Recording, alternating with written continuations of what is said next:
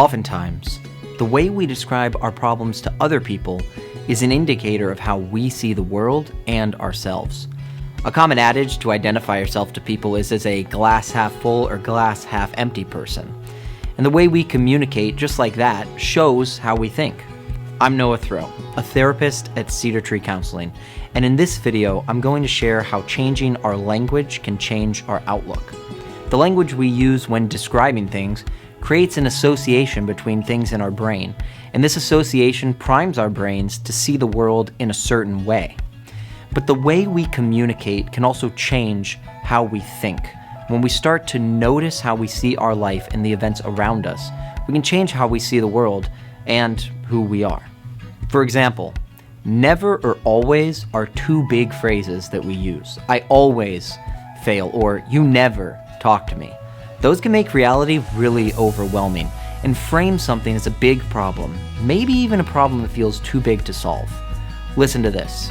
I always fail at everything versus I didn't do as well as I wanted to on this. Those are pretty different. We can change the way we see ourselves and others just by changing our language. While it sounds simple, it might take more work than we think.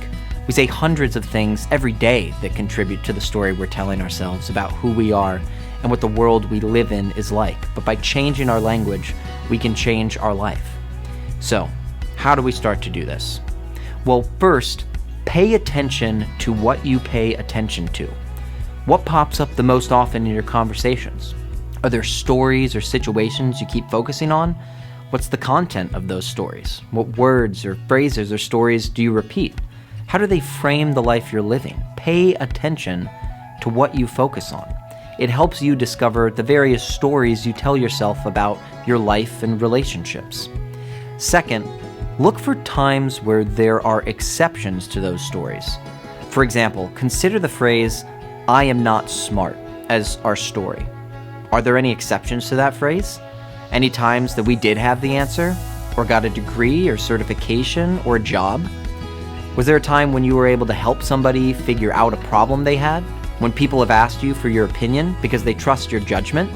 Looking for exceptions like this to our stories helps us see that we're not stuck in them. And there may be a lot of other ways to see the events in our lives. Finally, after paying attention and finding exceptions to our stories, you can start to change the language when you see those stories popping up.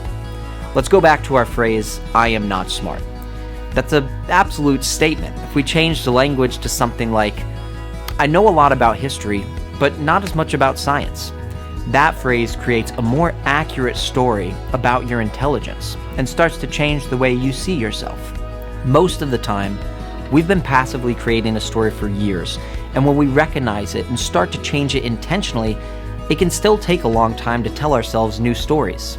So if you feel like you need direction or support during whatever season of your story you find yourself in, contact us at Cedar Tree. There's hope and healing available here for you to build a new future.